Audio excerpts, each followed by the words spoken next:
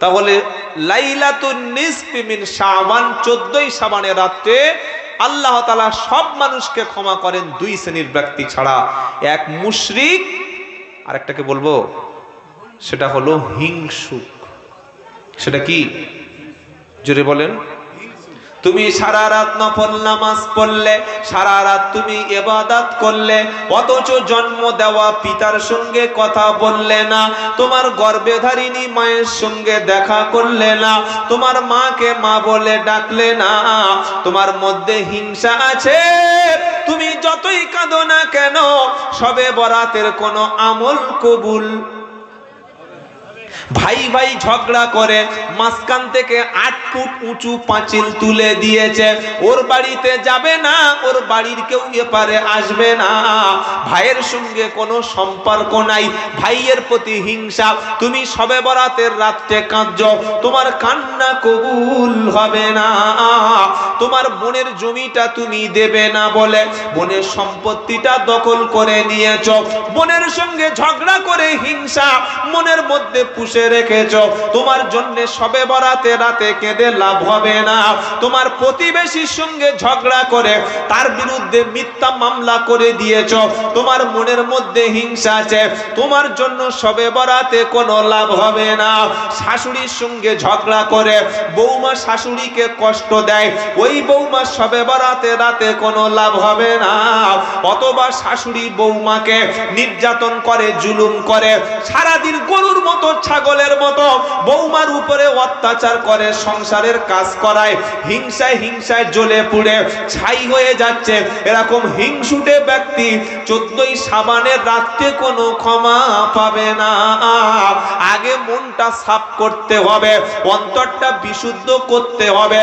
আর যদি কেউ মাজারে গিয়ে সেজদা করে থাকে, মান্নত করে থাকে, কোনো কবরওয়ালাকে, পীরকে, মাজারকে আল্লাহর ক্ষমতার অংশীদারিত্ব মনে করে, খালেস নিয়েতে তওবা করলে, ও যদি বিছানায় ঘুমিয়েও থাকে, আল্লাহ তাআলা হিংসা মুক্ত, শিরিক মুক্ত ব্যক্তিকে লাইলাতুন নিসফি মিন শাবান, 14ই শাবানের রাতে আল্লাহ তাআলা তাকে ক্ষমা করে দেবে। সুবহানাল্লাহ পড়বেন না? মনে হিংসা ঝুলি নিয়ে মাগরিবের নামাজের পরে পুকুরে ঝাঁপ মারছে।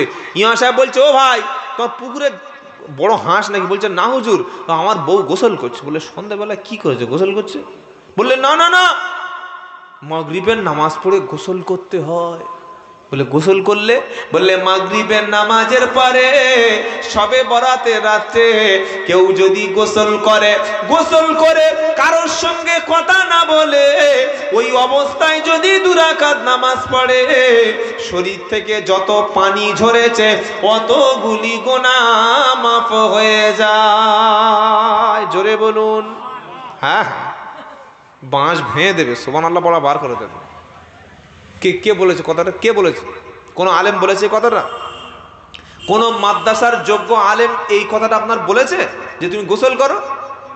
ঠান্ডার সময় পুকুরে সন্ধ্যাবেলা লাবণা বুঝিয়ে দেবে। মিথ্যা কথা সমাজে, এই গোসল কর। নিজের ভাইয়ের জমিতে বাঁশ দিয়ে পরে জায়গা দখল করে তুমি পুকুরে ঝাঁপ মারছো, ও দিঘায় গিয়ে ঝাঁপ মারলে তোমার কিচ্ছু হবে না। এটা তো হাদিস না, মিথ্যা কথা, বানোয়াট কথাবার্তা। হাদিসের নামে জালিয়াতি করেছে, খাওয়াতে গোসল করতে হবে। আগে হিংসা মুক্ত জীবন গড়ো, আগে শিরিক মুক্ত জীবন গড়ো। এবার একটা আমল বলি, আপনি যদি নফল নামাজ পড়ে থাকেন তো পবিত্র রাত মনে করে নফল নামাজ পড়তে পারেন। নফল নামাজের জন্য নির্দিষ্ট কোনো সংখ্যা নাই, নির্দিষ্ট কোনো সময়ও নাই। যার যত খুশি, আপনি মনে করেন আজকের 20 রাকাত নফল পড়বো, পড়তেই পারেন, কালকের পড়বো, পড়তেই পারেন। কিন্তু কেউ যদি মনে করে শবে বরাতের রাত্রে গুনে গুনে 12 রাকাত পড়তেই হবে, আর প্রত্যেক রাকাতে 2 রাকাত করে এতবার সূরা ইখলাস, এতবার সূরা, এই একদম শিডিউল করে দিয়েছে, একটা নির্দিষ্ট ফর্মালিটি করে দিয়েছে, নির্দিষ্ট একটা নিয়ম করে দিয়েছে, এটাই হলো সুন্নাতের খেলাফ। কি বলেছি বুঝতে পারলেন না? আপনি ইচ্ছা করলে যে কোনো দিন যে কোনো রাত্রে যত খুশি নফল পড়তে পারেন, কিন্তু যদি মনে করেন এই রাত্রে আমার নফল পড়তেই হবে, ভাগ্য খুলে যাবে, এত রাকাত নির্দিষ্ট করে নেন, তখনই সুন্নাতের খেলাফ হয়ে যাবে, তখনই কাজটা বিদআত হয়ে যাবে। আপনি ইচ্ছা করলে সারা রাত নফল পড়েন না, কে আপনার নিষেধ করেছে? আল্লাহর নবীর সবচাইতে বেশি ইবাদত ছিল রাতের ইবাদত। সুবহানাল্লাহ বলবেন না? ওয়াল্লাযীনা ইয়াবিতুনা লিরাব্বিহিম সুজদাও ওয়া কিয়ামা। 19 পারা 4 নম্বর পৃষ্ঠা সূরা ফুরকানের 68 নম্বর আয়াতে আল্লাহ বলছেন, আমার খাস বান্দা যারা রাতের বেলা তারা সারা রাত বিছানার সঙ্গে ঘুমায় না, ওয়াল্লাযীনা ইয়াবিতুনা লিরাব্বিহিম সুজদাও ওয়া কিয়ামা, তখন রাত তারা অতিবাহিত করে লিরাব্বিহিম তাদের রবের জন্য, সুজদাও ওয়া কিয়ামা আল্লাহর খাস বান্দাগুলি সেজদা দিয়ে, কিয়াম মানে কি? দাঁড়িয়ে দাঁড়িয়ে নামাজ পড়ে, আর সেজদা দিয়ে আল্লাহর বান্দাগুলি রাত অতিবাহিত করে। আল্লাহর নবী সাল্লাল্লাহু আলাইহি সাল্লাম তিনি নামাজ পড়তে পড়তে তার কদম মোবারক ফুলে যেত।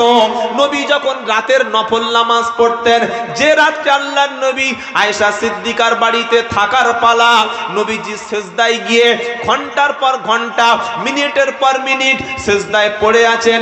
এত লম্বা সেজদা দিতেন, এত উম্মতের জন্য কাঁদেন।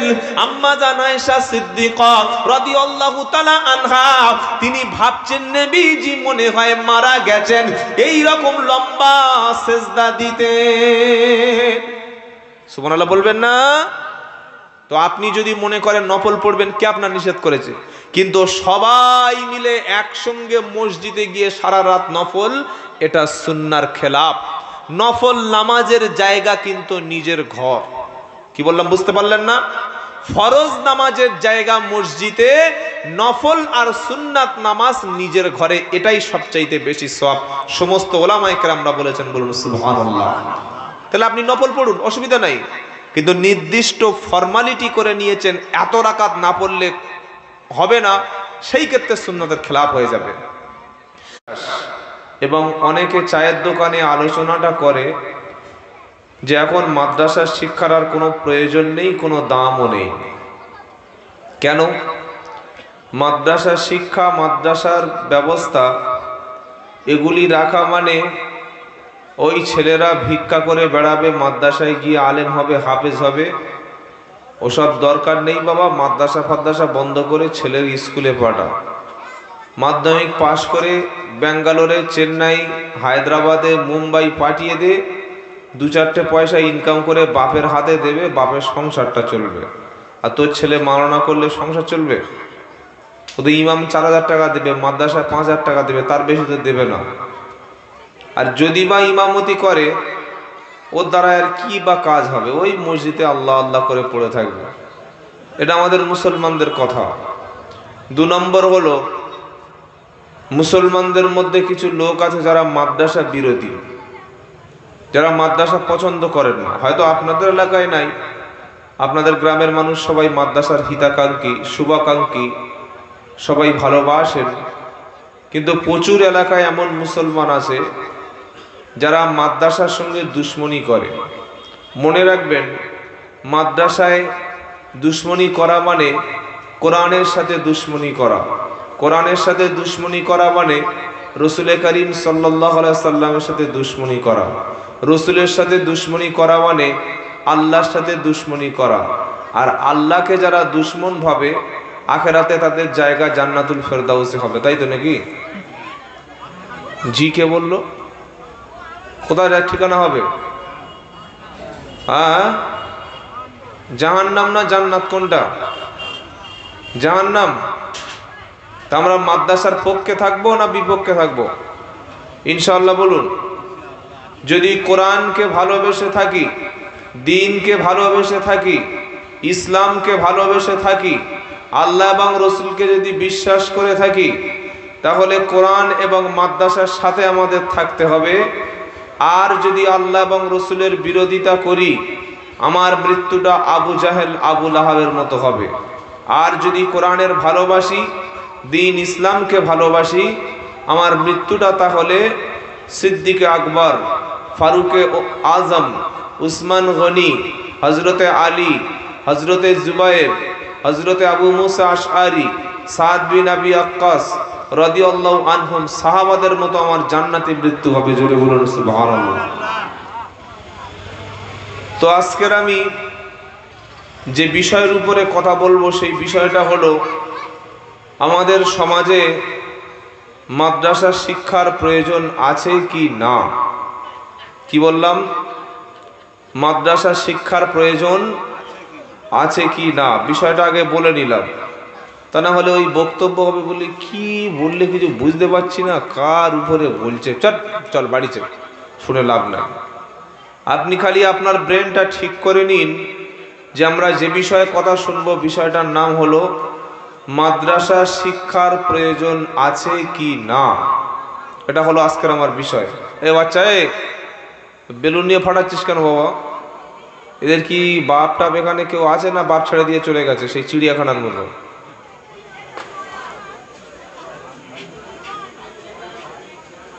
আর এখনো পর্যন্ত এই মেয়েরা রাস্তায় ঘুরছে, ছেলেরা ব্যাপারটা কি বুঝতে পারছি না। তো এরা কারা সব?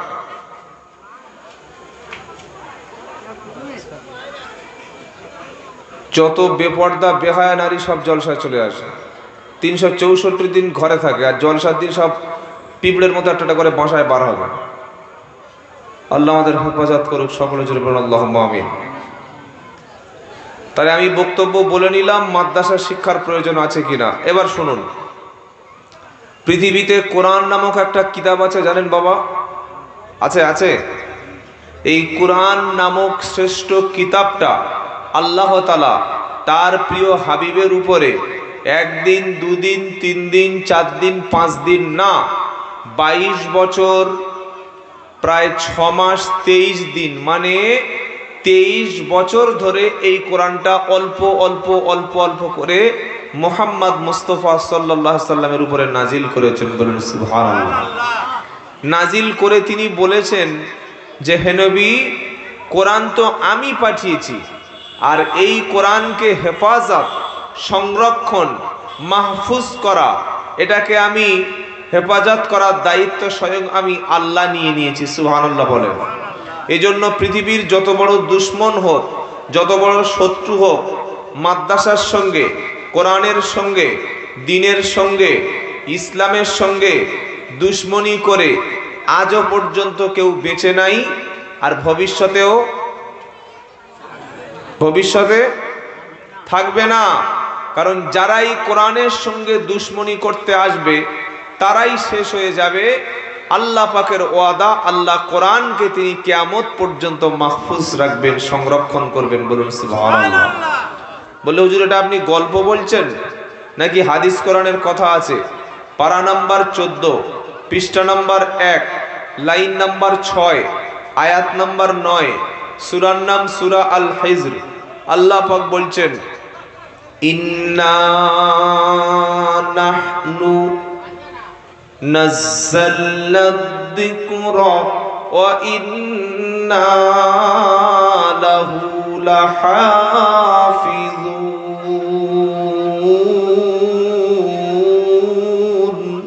সুবহানাল্লাহ পড়ুন। আবার বলছি শোনেন, কত মূল্যবান কথা। ইন্না নাহনু নাযালনা যিকরা ওয়া ইন্না লাহু লাহাফিজুন। নিশ্চয়ই আমি আল্লাহ নাজিল করেছি, পাঠিয়েছি, অবতীর্ণ করেছি তোমাদের উপরে জিকির। এখানে কোরআনের নামটা আল্লাহ বলেছে জিকির। কোরআনের কি নাম বলেছে বলুন? আমরা অনেকে মনে করি কোরআন শুধু একটাই নাম। জিকির, হুদা, বুশরা, শিফা, নূর, তানজিল, কিতাব, মুবিন, ফুরকান, হাজার হাজার কোরআনের নাম আছে। সুবহানাল্লাহ বলবেন না? আমরা যে নামে কোরআনকে বেশি চিনি ওই নামটার নাম কি? কোরআন। কোরআন নামে সবাই চেনে। যদি বলি ভাই আপনার বাড়ি জিকির আছে, জিকির, পাগল ছাগল, কোথায় বাড়ি তোর, জিকির কি করবি? কিন্তু কোরআনের একটা নাম হলো জিকির, কোরআনের একটা নাম। আর ওই শব্দটা আল্লাহ এখানে ব্যবহার করছে, ইন্না নাহনু নাযালনা যিকরা ওয়া ইন্না লাহু লাহাফিজুন। নিশ্চয়ই আমি আল্লাহ নাজিল করেছি, পাঠিয়েছি জিকির, আর এটাকে হেফাজতের দায়িত্ব, সংরক্ষণের দায়িত্ব, মাহফুজ করার দায়িত্ব আমি আল্লাহ নিজেই গ্রহণ করলাম। সুবহানাল্লাহ পড়বেন না? যেটা আল্লাহ দায়িত্ব নিয়েছে সেটা পৃথিবীর কেউ কখনো নষ্ট করতে পারে না। যদি আগুন লেগে ধ্বংস হয় পৃথিবীর সব বইয়ের দোকান, তবু বিশ্ব থেকে হারাবে না পবিত্র কোরআন। সুবহানাল্লাহ পড়েন। যদি আগুন লেগে ধ্বংস হয় পৃথিবীর সব বইয়ের দোকান, তবু বিশ্ব থেকে হারাবে না পবিত্র কোরআন। কোরআন ধ্বংস করবে কেমন করে আগুনেরই তেজ, কোরআন ধ্বংস করবে কেমন করে আগুনেরই তেজ। আজ বিশ্ব ভরা লক্ষ কোটি কুরআনের হাফেজ। সুবহানাল্লাহ বলবেন না? কোরআন ধ্বংস করবে কেমন করে আগুনেরই তেজ। আজ বিশ্ব ভরা লক্ষ কোটি কুরআনের হাফেজ, তারা ছাপিয়ে আসমানি গ্রন্থ বাঁচাবে ইসলামের ঈমান। বিশ্ব থেকে হারাবে না পবিত্র কোরআন, বিশ্ব থেকে হারাবে না পবিত্র কোরআন। কোরআন ধ্বংস করতে কিছু লোক কোরআন ধ্বংস করার জন্য কাজ করছে দিন রাত। ইহুদিদের লবিগুলো আছে, খ্রিস্টানদের মিশনারিগুলো আছে। কি বলছি বুঝতে পারছেন না? ইহুদি এবং খ্রিস্টানের মিশনগুলো, মিশনারিগুলি, তাদের বড় বড় স্কুলগুলি, হসপিটালগুলি মুসলিম মহল্লায় দিন রাত কাজ করে যাচ্ছে। টাকা দিয়ে বাচ্চাদের ফ্রিতে পড়াচ্ছে। খ্রিস্টান মিশনারি আছে না নাই? তারা টাকা দিয়ে হসপিটাল করে দিচ্ছে, তারা টাকা দিয়ে আপনার বাচ্চাকে ফ্রিতে নিয়ে যাবে, ফ্রিতে দিয়ে যাবে। আপনি যদি বলেন যে আমি খ্রিস্টান ধর্মটা গ্রহণ করব, ও আপনার আর খাটতে হবে না বাবা, একদম দামি 2 কোটি টাকার গাড়িও কিনে দেবে, কলকাতায় একটা ভালো ফ্ল্যাট দিয়ে দেবে। আর আপনার বয়স 40 বা 45, তো মুখে খোঁচা খোঁচা দাড়ি আছে, যদি বলেন যে আমি খ্রিস্টান হব, একদম 18 থেকে 20 বছরের এমন একটা সুপার হিট মেয়ে আপনার দিয়ে দেবে, ও তখন নামাজ রোজা ভুলে গিয়ে ওই মেয়ে নিয়ে শুয়ে থাকবে। কি বলছি বুঝতে পারছেন না? তারা দেবে, ঘরও দেবে, গাড়ি দেবে, বিবিও দেবে। নেয়ার ইচ্ছা আছে আপনাদের? মনে মনে একটু আশা হয় না, যদি একবার চান্স নিয়ে দেখি। বলে আস্তাগফিরুল্লাহ। আপনি বলছেন আপনার ঈমান আছে বলে আস্তাগফিরুল্লাহ, আর যার ঈমান নেই সে বলছে হুজুর নাম্বারটা একটু দাও দেন দেখি। কি বুঝলেন? হ্যাঁ, মাল ধরেছে ঠিক। যার ঈমান আছে সে বলবে আস্তাগফিরুল্লাহ, আর যার ঈমান নেই সে বলবে যদি একটা ভালো গাড়ি আর ফ্ল্যাট কলকাতায় দেয়, আর যদি একটা 18-22 বছরের সুন্দরী মেয়ে খ্রিস্টানের সাদা চামড়া আমেরিকান মাল পাওয়া যায়, ও তখন দাড়ি ফাড়ি চেঁচে দে, তখন যে শেষ। এই যে চেষ্টা তারা দিন রাত করছে, কিন্তু সফল হচ্ছে না কেন? তার কারণ হলো আল্লাহ নিজেই দায়িত্ব নিয়েছে কোরআন হেফাজত করবো। জোরে বলুন সুবহানাল্লাহ। আল্লাহ নবীর উপরে যখন কোরআনুল কারীমের প্রথম আয়াত আসলো, ওটা নামাজ না, রোজা না, হজ না, যাকাত না। নবীর উপরে যখন কোরআনের প্রথম আয়াত আসলো, নবী বসেছিলেন হেরা গুহায় রমজান শরীফের মাসে। আল্লাহ তাআলা তার প্রিয় হাবিবের উপরে আসমানি গ্রন্থ হিসাবে যখন কোরআন পাঠালো, জিব্রাইল নামক ফেরেশতা এসে নবীকে প্রথমে বললেন পড়ুন। প্রথমে কি বললেন? পড়ুন। আমরা মুসলমানরা মুসলমানদের মধ্যে ধর্ম প্রচার করি, আমরা ওয়াজ করতে ভালোবাসি, ওয়াজ শুনতে ভালোবাসি, কিন্তু পড়তে ভালোবাসি না। আর ইসলামের প্রথম বাণী ছিল তুমি পড়ো, কুল হাল ইয়াস্তাবিল্লাযীনা ইয়ালামুনা ওয়াল্লাযীনা লা ইয়ালামুন। আমার আল্লাহ বলছেন বলুন, যারা জানে আর যারা জানে না তারা কখনো সমান হতে পারে না। যে জানে আর যে জানে না দুটো সমান সমান সমান। শিক্ষিত আর মূর্খ দুজনে কখনো সমান না।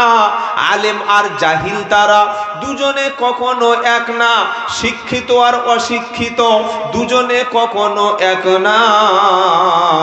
তাই আল্লাহ শোনাচ্ছে, কুল হাল ইয়াস্তাবিল্লাযীনা ইয়ালামুনা ওয়াল্লাযীনা লা ইয়ালামুন।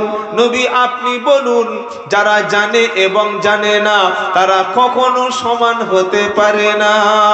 আসমান থেকে বান্দার জন্য, উম্মতের জন্য, মুসলমানদের জন্য, বিশ্ববাসীর জন্য প্রথম যে কথাটা এসেছে ওটা হলো পড়ুন। ওটা কি? আর আমাদের জলসায় শুনুন শুনুন শুনুন। 8টা থেকে 10টা, 10টা থেকে 12টা, 12টা থেকে 2টো, 2টো থেকে 4টে, 4টে বক্তা জোগাড় করেছে। গুতোগুতি ফাটিয়ে যাচ্ছে ফাটিয়ে যাচ্ছে। 8 ঘন্টা বক্তব্য শুনে যাওয়ার সময় ঘুমিয়ে লাল ঝরছে গাল থেকে, পড়ে গেছে শুয়ে শুয়ে।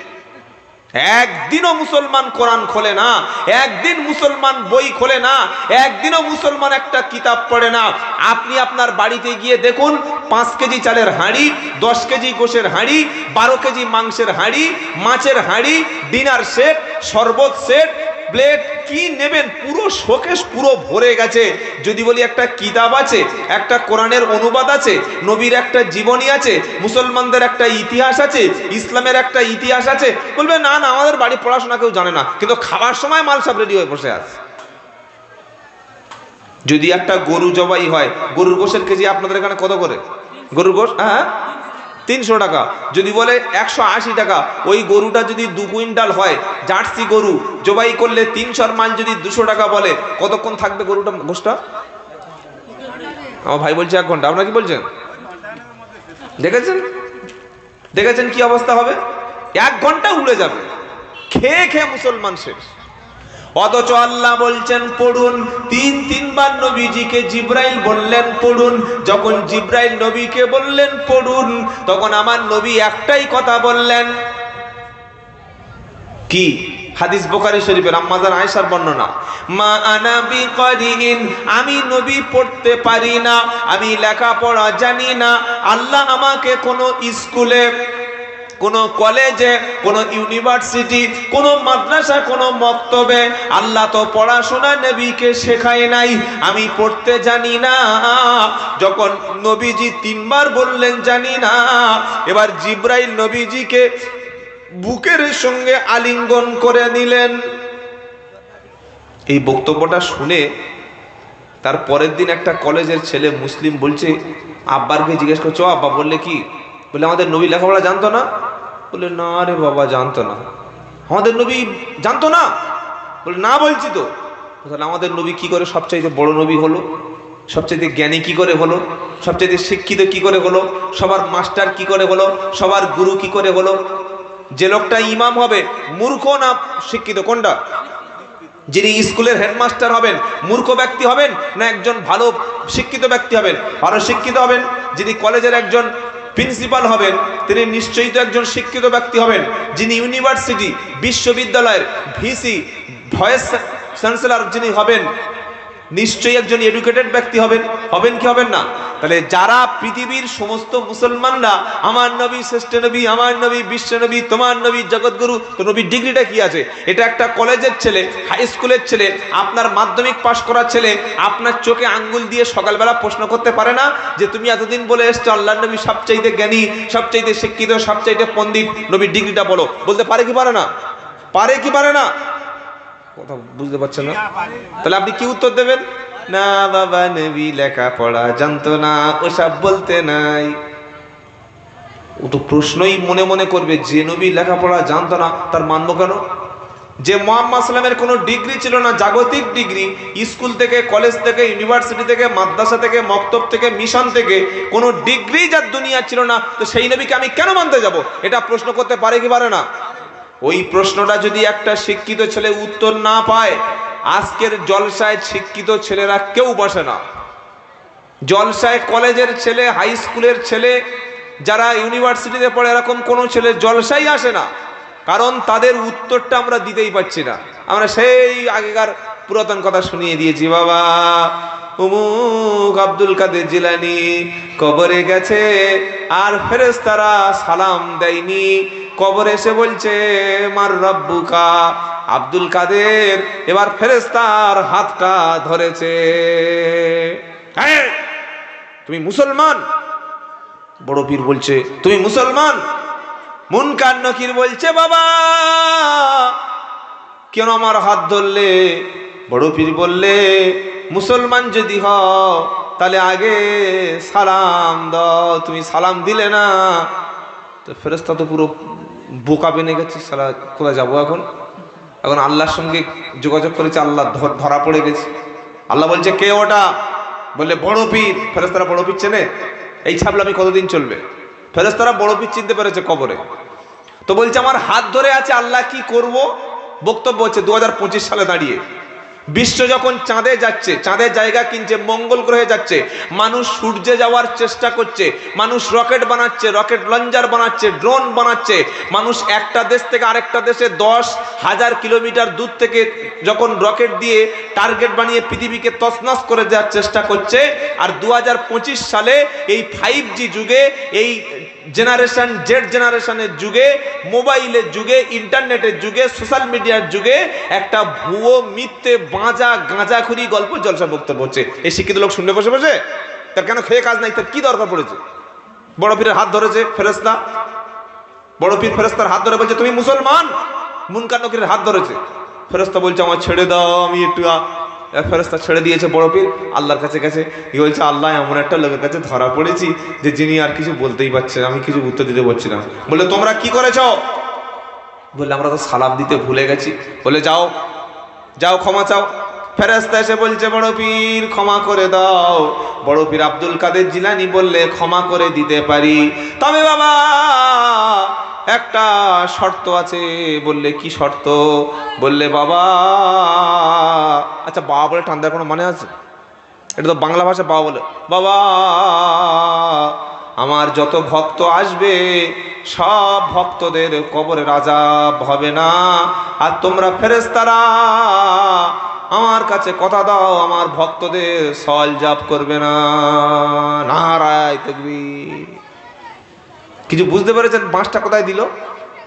বড় পীর বলছে আমার কাছে কথা দাও মুনকার নকির, আমার যত ভক্ত আসবে যারা নিজেদেরকে কাদরিয়া তরিকার লোক দাবি করবে, তাদের কবরে তুমি প্রশ্ন করতে পারবে না। এই শর্তে, এই চুক্তিতে, এই রকম একটা কন্ট্রাক্টে, এই রকম যদি একটা তুমি আমার সঙ্গে একটা শর্ত করে নাও, তাহলে আজকের আমি তোমাদের হাতটা ছেড়ে দেব। ফেরেশতারা বললে বড় পীর ঠিক আছে আব্দুল কাদের জিলানী, যত তোমার ভক্ত আসবে কারোর কবরের সওয়াল জাব হবে না। জোরে বলুন সুবহানাল্লাহ। কে কে বলছেন গো? এখানে কাঁচা কঞ্চি আছে, এটা সুবহানাল্লাহর জায়গা। বললে হুজুর আপনি কি গাঁজা ফাঁজা খেয়ে আমাদের সর্বনাশ করছেন? বাজারে বই আছে বড় পীর আব্দুল কাদের জিলানীর নামের বই, তার নামে মিথ্যা চালানো হয়েছে। এই বইয়ের শেষ ঘটনাটা এটাই লেখা আছে, পড়ে দেখে নেবেন। বলুন তো ভাই, কবর কোন ফেরেশতা? কবরের ফেরেশতা কে? পীরের বেটা, কে নবীর বেটা, কে ওলির বেটা, কে কারির বেটা, কে হাজির বেটা, কে মৌলবীর বেটা? এটা কবর ফেরেশতা চেনে? ফেরেশতা চেনে? প্রত্যেকটা ব্যক্তির কবরে তিনটি প্রশ্ন হবে। মার রব্বুক, রবকে বলো। মা দীনুক, তোমার দিন কি বলো। মান নবিয়ুক, তোমার নবী কে ছিল বলো। তিনটি প্রশ্ন সবার কবরে হবে। যত বড় পীর সাহেব হোক, যত বড় মুফতি সাহেব হোক, যত বড় হাজী সাহেব হোক, যত বড় কাজী সাহেব হোক, সবার কবরে তিনটি প্রশ্ন হবে। এই প্রশ্নের উত্তর দিয়ে উঠতে পারলে তার জন্য কবরটা জান্নাতের বাগিচা হয়ে যাবে। জোরে বলুন সুবহানাল্লাহ। 2025 সালে দাঁড়িয়ে বাঁচা প্রশ্ন হচ্ছে। এবার ছেলে বলছে, আব্বা উত্তর দাও, আল্লাহর নবী পড়াশোনা তো শিখে নাই, কেন নবীকে মেনে নেব? এবার আমার আল্লাহ বলছেন, নবী, হে বিশ্ববাসী শুনে রাখো, তোমাদের কাছে কোরআন পাঠিয়েছি। কোরআন পাঠিয়ে আল্লাহ তার রসুলকে প্রথমে বললেন পড়ো, প্রথমে বললেন পড়ো, 3 বার জিব্রাইল বললেন পড়ুন। নবী বললেন, মা আনা বিকরিন, আমি পড়তে পারি না। যখন বলল পড়তে পারি না, জিব্রাইল তখন বিশ্ব নবীকে বুকের সঙ্গে ভালো করে আলিঙ্গন করলেন। আল্লাহর নবীর প্রচন্ড কষ্ট হলো, আর নবীর জবান থেকে সঙ্গে সঙ্গে কোরআনের 5টি আয়াত অটোমেটিক বার হয়ে গেল। বললে, হুজুর আয়াতগুলো কি ছিল? এবার কোরআন এনে সামনে বসে খুলে ফেলো। ইকরা বিসমি রাব্বিকাল্লাযী খালাক, খালাকাল ইনসানা মিন আলাক, ইকরা রাব্বুকাল আকরাম, আল্লাযী আল্লামা বিল কলম, আল্লামাল ইনসানা মা আলাম। এটা 30 পারা সূরা আলাক বলে একটা সূরা আছে। ওই সূরা আলাকের প্রথম 5টি বাক্য বিশ্ব নবীর উপরে আল্লাহ যখন নাজিল করলো, আমার নবীজি প্রচন্ড ভয় পেয়ে গেল। নবীজি 5টা আয়াত উচ্চারণ করে বাড়িতে ফিরে এসে শরীরে কম্পন শুরু হলো। এসে বললেন, খাদিজা, আমাকে চাদর দিয়ে তুমি চাপা দিয়ে দাও, চাদর মুড়ি দিয়ে দাও, আমার খুব ভয় লাগছে। এই ঘটনা আমার সঙ্গে ঘটে গেছে। বিশ্ব নবীর সবচাইতে ভালোবাসার স্ত্রী, নবীর মোহাব্বতের স্ত্রী, যিনি নারীদের মধ্যে সবচাইতে প্রথমে ইসলাম কবুল করেছিলেন, যিনি জান্নাতের নারীদের সর্দার হবেন, যে খাদিজাকে আল্লাহ আসমান থেকে সালাম দিয়েছিল, যে খাদিজাকে আল্লাহ জিব্রাইল সালাম দিয়েছিল, এই খাদিজা নবীকে বললেন, ইয়া রাসূলুল্লাহ, হে আবুল কাসেম মুহাম্মদ, আপনি ভয় পাবেন না, আপনি তো ক্ষুধার্ত ব্যক্তিকে খাদ্য দেন, অসুস্থ ব্যক্তিকে চিকিৎসার ব্যবস্থা করেন, বিপদে পড়ে মানুষ আপনার কাছে আসলে আপনি বিপদগ্রস্ত মানুষকে সাহায্য করেন, আল্লাহ আপনার অপমান করবে না। সুবহানাল্লাহ, সুবহানাল্লাহ বিহামদিহি, সুবহানাল্লাহ আযীম। 5টি আয়াত নাজিল হয়ে গেল, কিন্তু প্রশ্ন রয়ে গেল। প্রশ্ন এখন হয় নাই। প্রশ্ন কি ছিল? যে মুহাম্মদ সাল্লাল্লাহু আলাইহি সাল্লাম কেন লেখাপড়া শেখেননি, বা তিনি উম্মি বা নিরক্ষর। নিরক্ষর মানে অনেকে মনে করে মূর্খ। কি বলছি বুঝতে পারছেন না? নিরক্ষর মানে যে মূর্খ নয়, সেটা ওই মূর্খরা জানে না। নির অক্ষর শব্দের অর্থ হলো যাকে আল্লাহ তাআলা আক্ষরিক জ্ঞান শিক্ষা দেননি, কিন্তু বিশ্ব নবী হলেন গোটা পৃথিবীর শিক্ষক। জোরে বলবেন না? এবার প্রশ্ন করছে বাপকে, আব্বা, যে আল্লাহর নবী কেন তিনি পড়াশোনা জানতেন না, কেন অক্ষর জ্ঞান ছিল না, কেন আল্লাহ তাকে ডিগ্রি দেননি? এ প্রশ্ন যখন করেছি, উত্তরটা নেওয়ার দরকার আছে না নাই? আছে, আছে, সবার আছে তো ইনশাআল্লাহ। কি শুনবেন, কি শিখবেন আমি জানি না, অন্তত এই উত্তরটা আজকের জলসা থেকে শুনে নিন। 1 নাম্বার, এই উত্তরের জবাবটা আল্লাহ তাআলা কোরআনুল কারীমে দিয়ে দিয়েছেন। জোরে বলুন সুবহানাল্লাহ। পারা নাম্বার 21, পৃষ্ঠা নাম্বার 1, লাইন নাম্বার 6, আয়াত নাম্বার 48, সূরার নাম আনকাবুত। আল্লাহ বলছেন, আমি আমার হাবিবকে কেন দুনিয়ার কোন স্কুলে, কলেজে, ইউনিভার্সিটি, মাদ্রাসা, মক্তবে, মিশনে পড়াইনি? তার উত্তর কি? আল্লাহ নিজেই বলছেন, ওয়ামা কুনতা তাতলু মিন ক্বাবলিহি মিন কিতাবিন ওয়ালা তাখুতুহু বিয়ামিনিকা ইদাল লারতাবাল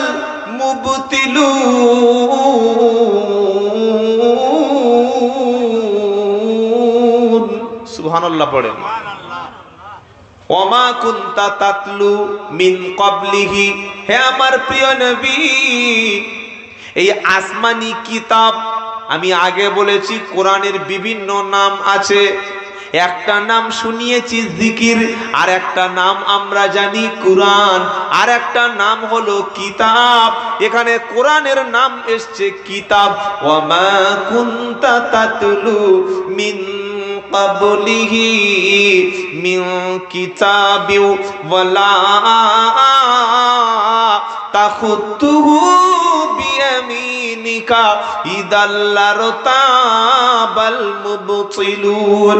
হে আমার প্রিয় নবী, আপনার উপরে এই আসমানি কিতাব দেওয়ার আগে যদি কোনো বই পড়তেন, যদি কোনো বই আপনি পড়তে পারতেন, অথবা কোরআন আপনার কাছে পাঠানোর আগে যদি আপনি নিজে হাতে কিছু লিখতে পারতেন, ওই আবু জাহেলেরা, ওই কুরাইশেরা, ওই ইউরোপ আমেরিকা, ওই খ্রিস্টানেরা, ইহুদিয়া, নাস্তিকরা, বেঈমানরা, মুশরিকরা, কোরআন বিদ্বেষীরা, ইসলাম বিদ্বেষীরা, তারা বলতো মুহাম্মদ সাল্লাল্লাহু আলাইহি ওয়াসাল্লাম তিনি নিজে হাতে কোরআন লেখে আর নিজে আল্লাহর নাম করে বাজারে চালিয়ে দেয়। আমার নবী, আমি আপনাকে এর আগে কোনো কিতাবও পড়াইনি, কোনো স্কুলে তো পাঠাইনি, কোনো মাধ্যমিক, উচ্চ মাধ্যমিক, graduation, MA, MCom, BCom, MSc, BSc, BElEd, DElEd, WBCS কোনো শিক্ষা আপনাকে দিইনি। কোনো মাদ্রাসায় পর্যন্ত পাঠিয়ে আপনাকে আলিফ, বা, তা, সা, জিম, হা, খ এগুলো আপনাকে শিক্ষা দিইনি। এগুলি পড়তে পারলেই কাফের বেঈমানেরা তারা বলতো আল্লাহর নবী নিজে কোরআন হাতে লিখে আল্লাহর নামে চালাচ্ছে, আমি আল্লাহ সেজন্য আপনাকে দুনিয়ার শিক্ষা থেকে, দুনিয়ার লেখাপড়া থেকে আপনাকে সম্পূর্ণ মাহরুম, বঞ্চিত করলাম। আরবের মানুষেরা দেখেছে যে নবী কোনো দিন পড়েনি, কোনো স্কুল, কোনো মিশন, কোনো মাদ্রাসা, কোনো মক্তব, কোনো শিক্ষকের কাছে যায়নি, আর সেই নবী যেটা বলছেন সেটা পৃথিবীর কোনো মানুষও শোনেনি। এটা নবীর জন্য একটা স্পষ্ট মুজিজা ছিল। বলুন সুবহানাল্লাহ। আল্লাহর নবীকে তো আল্লাহ জগৎগুরু করে পাঠাবেন, এক নম্বর। দুই নম্বর হলো আল্লাহর নবী সাল্লাল্লাহু আলাইহি সাল্লামকে আল্লাহ তাআলা শিক্ষার কোনো সুযোগ দেয়নি। উত্তরগুলো মাথায় রাখছেন তো? আল্লাহ রসুল করিম সাল্লাল্লাহু আলাইহি সাল্লামকে আল্লাহ তাআলা দুনিয়ার লেখাপড়া শিক্ষার কোনো সুযোগ দেয়নি। আচ্ছা, আমাদের যে বাচ্চাগুলো স্কুলে আমরা পাঠাই, মিনিমাম মানে কমপক্ষে কত বছর বয়সে স্কুলে পাঠাই? 5, 4, 6, তাই তো নাকি? এবার আল্লাহর নবীর ইতিহাসটা আপনি দেখেন। নবী যখন মায়ের পেটে, বাপ তখন মারা গেল। নবী যখন হলো চলে গেল তায়েফে হালিমাতুস সাদিয়ার বাড়িতে, ওখানে ছিল 5 থেকে 6 বছর।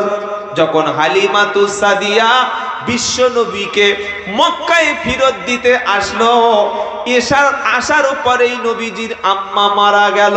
যার মা নাই, যার বাপ নাই, লেখাপড়া কে তার শিক্ষা দেবে? একটা ছেলে যদি বাপ মা হারা হয়, লেখাপড়া শিক্ষা দেওয়ার জন্য হয় চাচারা লেখাপড়া শিক্ষা দেবে, অথচ ছেলেটার মামা মামি লেখাপড়া শিক্ষা দেবে। এছাড়া আর কোনো জায়গা আছে? জোরে বলুন। এখান থেকে একটা পয়েন্ট নোক্তা রেকর্ড করুন। যারা মাদ্রাসার ঘৃণা ছড়াচ্ছে, মাদ্রাসা রেখে কি লাভ হবে? এই মুসলমানেরা, মাদ্রাসায় দেখবেন অধিকাংশ এতিম বাচ্চা থাকে, যাদের মা নাই, যাদের আব্বা নাই, যাদের পৃথিবীতে আহা বলার কেউ নাই।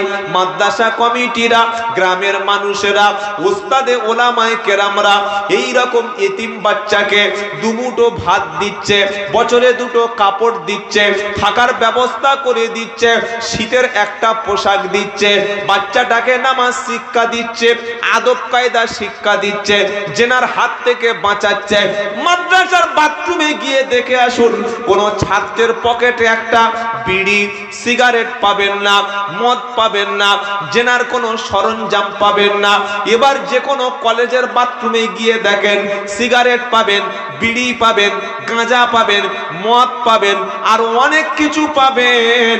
কিন্তু মাদ্রাসায় যে এতিম বাচ্চাটা বাপ মা হারিয়ে গেল, মা মারা গেল 3 বছর বয়সে আর বাপ চলে গেল 5 বছর বয়সে, গ্রামের মানুষটা ওই বাচ্চাটাকে কুকুর ছাগলের মতো তাড়িয়ে দিল, সমাজ কেউ গ্রহণ করলো না, কারণ ওর নাম হলো এতিম। ওই রকম এতিম বাচ্চাকে ওলামায়ে কেরামরা তুলে এনে মাদ্রাসার মধ্যে জায়গা দিল, আর 3-4 বছর খাইয়ে পড়াশোনা শিখিয়ে হাফেজে কোরআন করে তাকে সমাজের বুকে প্রতিষ্ঠিত করে দিল। আচ্ছা, কোন স্কুলে শুনেছেন যে স্কুলে কোনো এতিম বাচ্চা আছে? একটু শুনে থাকলে বলুন, তাহলে আমি একটু গিয়ে দেখে আসি। যে স্কুলের হেডমাস্টার, স্কুল কমিটি কিংবা কোনো কলেজ, কোনো ইউনিভার্সিটির কমিটি একটা এতিম বাচ্চাকে ছোট থেকে খাইয়ে পরিয়ে, অসুস্থ হলে, মাদ্রাসায় হুজুর বসে আছে ভালো জানে, মাদ্রাসায় বাচ্চা অসুস্থ হলে গলা টিপে মেরে ফেলে দেয় না ডাক্তার দেখায়? কি হুজুর, ডাক্তার দেখানো হয় কি হয় না? দেখানো হয় না? আমি নিজে চোখে দেখেছি, 8,000, 9,000, 7,000 টাকা বেতন, ওই শিক্ষকের ঠিক মতো সংসার চলে না। তারপরে কোনো বাচ্চা যদি অসুস্থ হয়ে যায়, শিক্ষক কখন কে ডাক্তার আসবে না আসবে নিজের পকেটের টাকা খরচ করে শিক্ষক বাইকে করে চাপিয়ে নিয়ে ডাক্তার পর্যন্ত দেখিয়ে আনছে। এটা বানিয়ে বলছি নাকি হয়? যারা মাদ্রাসা নিয়ে কথা বলছে, গতকাল বিধানসভায় বাজেট বিল পেশ করা হয়েছে, গতকাল না আজকের মনে হচ্ছে, গতকাল, হ্যাঁ। আমাদের এ রাজ্যের একজন বিরোধী দলনেতা তিনি বলেছেন এই বিলটা সম্পূর্ণ মাদ্রাসায় জঙ্গি তৈরি করার বিল। মানে শুভেন্দু অধিকারী তিনি পরিষ্কার বলেছেন যে এই বিল থেকে মাদ্রাসা, পশ্চিমবঙ্গ যত মাদ্রাসা নতুন আরো তৈরি হবে সবগুলো জঙ্গি তৈরি হবে। আচ্ছা বলুন, আমাদের পশ্চিমবাংলায় যত সরকারি সিনিয়র মাদ্রাসা আছে, যত সরকারি সিনিয়র মাদ্রাসা রয়েছে, এই মাদ্রাসায় মুসলমান শিক্ষক আছে না তার সাথে অনেক অমুসলমান শিক্ষক আছে? প্রচুর অমুসলমান শিক্ষক আছে। আপনাদের আশেপাশে যদি কোনো সিনিয়র মাদ্রাসা থাকে খবর নিয়ে দেখবেন, 10টা মুসলিম শিক্ষক থাকলে 10টা হিন্দু শিক্ষক আছে। তার মানে ওই হারামখোরের কথায়, তাহলে মাদ্রাসায় যদি জঙ্গি ট্রেনিং দেওয়া হয়, তাহলে এই অমুসলিমগুলো কেন জঙ্গি ট্রেনিং দিচ্ছে? তারা তো চাকরি থেকে বাদ দিতে পারে। কি বলছি কথা বুঝতে পারছেন না? সরকারি মাদ্রাসায় যদি জঙ্গি ট্রেনিং দেওয়া হয়, তাহলে মুসলমান নাকি তারা জঙ্গি ট্রেনিং দেয়, তো হিন্দুরা তারা জঙ্গি ট্রেনিং দিচ্ছে কেন? এই কথাগুলো বলে শান্তির বাংলায় হিন্দু মুসলমানের মধ্যে অশান্তি সৃষ্টি করার চেষ্টা করছে। অথচ প্রত্যেকটি মাদ্রাসায় শত শত যত মাদ্রাসা রয়েছে পশ্চিমবাংলায়, শত শত অমুসলমান শিক্ষক শিক্ষিকা তারা আছেন, জেনারেল সাবজেক্টগুলো তারা পড়িয়ে থাকেন, আর মুসলিমগুলো তারা মুসলিম শিক্ষকগুলো আরবি সাবজেক্ট পড়িয়ে থাকেন। এই কথাগুলো বলা মানে ইসলাম নিয়ে, ধর্ম নিয়ে, দেশের শিক্ষা ব্যবস্থা নিয়ে, বাংলার শান্তিকামী হিন্দু, শান্তিকামী মুসলমানদের সম্প্রীতি নিয়ে উস্কে দেওয়ার কথা বলছে। তারা নিশ্চয়ই দেশদ্রোহী, জঙ্গি তারাই, দেশ বিরোধী তারাই যারা সাধারণ নিরীহ মানুষকে জঙ্গি বলে। কি বলছি কথা বুঝতে পারছেন না? আল্লাহ আমাদের মাদ্রাসা শিক্ষা ব্যবস্থাকে হেফাজত করুন, সকলে জরুর আল্লাহুম্মা আমিন। এতিমের দায়িত্ব কারা নিচ্ছে? এতিমের দায়িত্ব মাদ্রাসা গ্রহণ করছে। এই মাদ্রাসা যদি সবগুলো বন্ধ হয়ে যায়, ওই এতিম ছেলেটা একদিন রাস্তায় ভিক্ষা করবে, একদিন গাঁজা খাবে, একদিন মদ খাবে, একদিন ডাকাতি করবে, একদিন খুন করবে, একদিন জেনা করবে, একদিন দেশ বিরোধী কাজ করবে। তখন এই বাচ্চাদেরকে লালন পালন করার জন্য কোনো স্কুল, কোনো মিশন, কোনো কলেজ, কোনো ইউনিভার্সিটি ওই এতিম বাচ্চাদের নেবে না। এ মাদ্রাসায় এতিম আছে না নাই? যারা গ্রামের লোক তারা বলুন, আছে না নাই? তাহলে সেই এতিমগুলো মানুষ হচ্ছে। একটা এতিমকে যদি কেউ মানুষ করে, মুহাম্মদ সাল্লাল্লাহু আলাইহি সাল্লামের কথা, ইতিমের লালন পালনকারী আর আমি নবী মুহাম্মদ সাল্লাল্লাহু আলাইহি সাল্লাম জান্নাতে একই সঙ্গে থাকবো। জোরে বলবেন না? ইতিমদের সম্পর্কে কোরআনে কথা এসেছে কি, ইয়াসআলুনাকা মাযা ইনফিকুন কুল মা আনফাকতুম মিন খায়রিন ফালিল ওয়ালিদাইনি ওয়াল আকরাবিন ওয়াল ইয়াতামা ওয়াল মাসাকিন ওয়াবনিস সাবিল ওয়া মা তাফআলু মিন খায়রিন ফাইন্নাল্লাহা বিহি আলিম। দ্বিতীয় পারা 12 পৃষ্ঠা 14 নম্বর লাইন 215 নম্বর আয়াত, সূরার নাম বাকারা। আল্লাহর নবীকে প্রশ্ন করা হচ্ছে, আমাদের টাকা পয়সা অর্থ সম্পদ যখন খরচ করব, যখন ব্যয় করব, কার পিছনে খরচ করব, কোন কোন জায়গায় খরচ করব? আমার আল্লাহ বলছে, নবী আপনি উম্মতদেরকে বলুন, কুল মা আনফাকতুম মিন খায়রিন ফালিল ওয়ালিদাইনি ওয়াল আকরাবিন।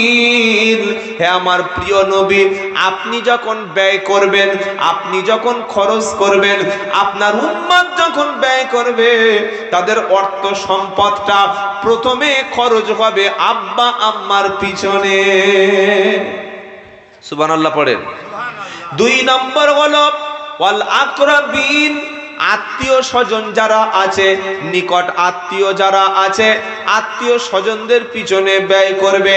3 নম্বর হলো ওয়াল ইয়াতামা ওয়াল মাসাকিন, ইতিমদের পিছনে তুমি অর্থ খরচ করবে। জোরে বলুন সুবহানাল্লাহ। হে বাবাজিরা, মানুষ মরে গেলে দেখবেন 3 দিনের দিন, 10 দিনের দিন, 40-এর দিন গরু জবাই করে, মোষ জবাই করে হাওড়া, হুগলি, বর্ধমান, মেদিনীপুর, মুর্শিদাবাদ থেকে, ডায়মন্ড হারবার থেকে মোটা মোটা বড় বড় গোপওয়ালা টুপিওয়ালা হুজুর এনে 2 ঘন্টা মিলাদ পড়িয়ে 20,000 টাকা পকেটে ভরিয়ে 50,000 টাকার গরু জবাই করে বাপের নামে হয় খানা। হয় কি হয় না? 40-এর মিলাদ হয় না? 40-এর মিলাদ হয় না? 40-এর মিলাদ যেদিন হবে সেদিন বেনামাজি খানার মধ্যে ভরে যাবে। না না না, 50,000 টাকা খানা করে বাপের কবরে কিন্তু নেকি সারা বছর যাবে না। যেদিন খানা হলো সেদিন হয়তো কিছু নেকি যেতে পারে। 50-60,000 টাকা খরচ করে খানা না করে, ইতিম বাচ্চা মাদ্রাসায় আছে, গ্রামে যদি 2টো ইতিম থাকে, অন্তত একটা ইতিমের দায়িত্ব আপনি নিন, নিজে তাকে ডাক্তার বানিয়ে দিন, ইতিমকে স্কুলে ভর্তি করে দিন, ইতিমকে মিশনে ভর্তি করে দিন, অথবা ইতিমকে মাদ্রাসায় ভর্তি করে তার দায়িত্বটা গ্রহণ করুন। কারণ ইতিমের লালন পালনকারী আর বিশ্ব নবী একই জান্নাতে থেকে যাবে। আর যদি বলেন না হুজুর খেয়ে আসছি খাবো, তাহলে খান, কবরে গেলে ফেরেশতারা ধুনে দেবে। কথা মনে থাকবে ইনশাআল্লাহ। তাহলে এখানে 1 টাকা খরচের ব্যাপারে, ইতিমের ব্যাপারে আল্লাহ খরচ করতে বলেছে। জোরে বলুন। আবার প্রশ্ন করা হচ্ছে, ইয়াস আলুনাকা আনিল ইয়াতামা কুল ইসলাহুল লাহুম খায়র। এটা 2য় পারা 14 পৃষ্ঠা 1ম লাইনে 220 নম্বর আয়াত, সূরার নাম বাকারা। ইয়াসআলুনাকা আনিল ইয়াতামা কুল ইসলাহুল লাহুম খায়র। আল্লাহ পাক বলছে, নবী তোমাকে ইতিম সম্পর্কে প্রশ্ন করা হয়, তুমি বলো ইতিমদের সঙ্গে ইনসাফ করো, ইতিমের সঙ্গে ভালো আচরণ করো, তাদের প্রাপ্যটা তুমি দিয়ে দাও। জোরে বলুন সুবহানাল্লাহ। আবার আল্লাহ তার রাসূলকে বলছে সূরা দুহা, আলাম ইয়াজিদকা ইয়াতীমান ফাআওয়া ওয়া ওয়াজাদাকা দাল্লান ফাহাদা ওয়া ওয়াজাদাকা আইলাম ফাআগনা ফাআম্মাল কি শব্দ এবার ফাআম্মাল ফাআম্মাল ফাআম্মাল ইয়াতীমা ফালা তাকহার ওয়া আম্মাস সাইলা ফালা তানহার ওয়া আম্মা বিনি'মাতি রাব্বিকা ফাহাদ্দিস। এখানে আবার ইতিমের কথা বলছে, আলাম ইয়াজিদিকা ইয়াতীমান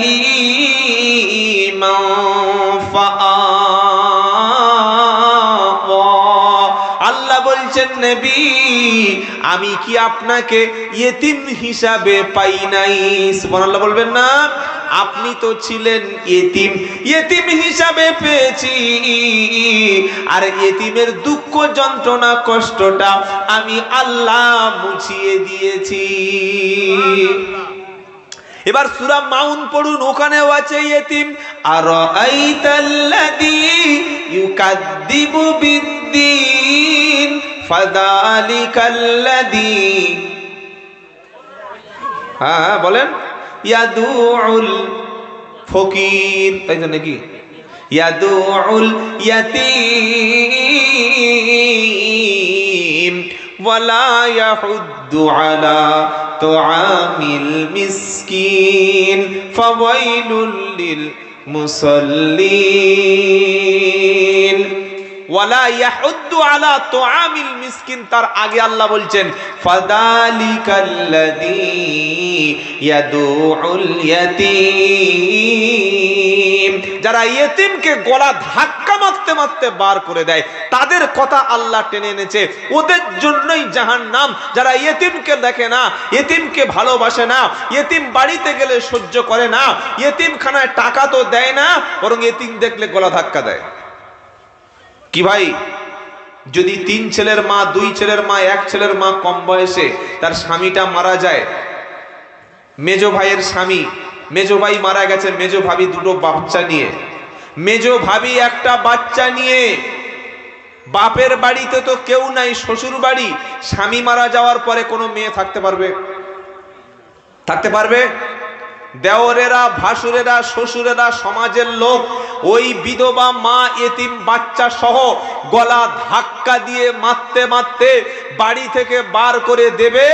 তার জমিটা, ভিটেটা, অংশটা, সম্পদটা, টাকাটা সবাই মিলে দখল করে মনের আনন্দে খাবে আর মিলাদ দেবে। কি বলছি বুঝতে পারছেন না? এটা করে কি করে না? ধরুন এই গ্রামে 4 ভাই বা 3 ভাই, মেজো ভাই মারা গেল ক্যান্সারে, অ্যাক্সিডেন্টে, দুর্ঘটনায়, বজ্র আঘাতে, কারেন্টের শর্ট সার্কিট হয়ে মেজো ভাইয়ের 3টে বাচ্চা আছে, মেজো ভাবির বয়স হবে 38। এই মেজো ভাই মারা যাওয়ার পরে মেজো ভাবি 3টে বাচ্চা নিয়ে শ্বশুর বাড়ির এই যা সমাজ, আমরা যা ভালো মানুষ, আরো থাকতে দেব? থাকতে পারবে?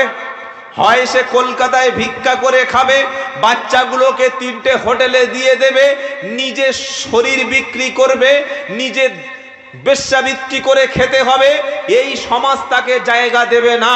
আর যদি বা সেই মেয়েটা কোনো রকমে থাকে, চোখের পানি তার ভাতে খেতে হবে। আর এখান থেকে যদি পালিয়ে সে বাপের বাড়ি যায়, ভাইরা, তার বাপেরা, তার ননদেরা মেনে নেবে? কি বলছি বুঝতে পারছেন না? মেনে নেবে না। তাই আল্লাহ তাআলা পবিত্র কোরআনে এই কথা বলে দিচ্ছে, এতিমকে যারা গলা ধাক্কা দেয় তাদের জায়গা কোথায়? জাহান্নাম। আর এতিমের গলা ধাক্কা দিয়ে বাড়ি থেকে বার করে দিয়ে তার জমিগুলি, জায়গাগুলি, ব্যাংকের টাকাগুলি, তার যে মেজো ভাইয়ের বা সেজো ভাইয়ের ঘরটা, যে ঘরে ভাই এবং ভাবি 2টো বাচ্চা বা একটা বাচ্চা ছিল, ওটা অন্যান্য ভাইরা যখন দখল করে নিয়েছে, নিয়ে মনের আনন্দে মিলাদ দিয়ে দাঁত কেলিয়ে কেলিয়ে মিলাদে খাচ্ছে। বলছে আমার ভাইয়ের নামে মিলাদ দিয়েছি। তার জমিগুলো খাচ্ছে, তার জায়গাগুলো খাচ্ছে, তার ব্যাংকের টাকাগুলো খাচ্ছে। এটা হয় কি হয় না? হয় কি হয় না?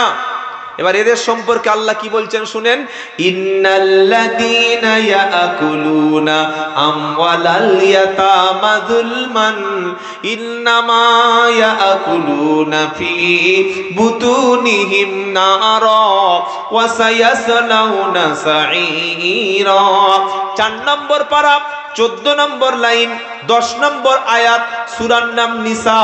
ইন্নাল্লাযীনা ইয়াকুলুনা আমওয়ালাল ইয়াতামা, শব্দ খুব ভালো করে শুনবেন, ইন্নাল্লাযীনা ইয়াকুলুনা আমওয়ালাল ইয়াতামা যুলমান ইন্নামা ইয়াকুলুনা ফি বুতুনিহিম নারা ওয়া সায়াসলাউনা সাঈরা।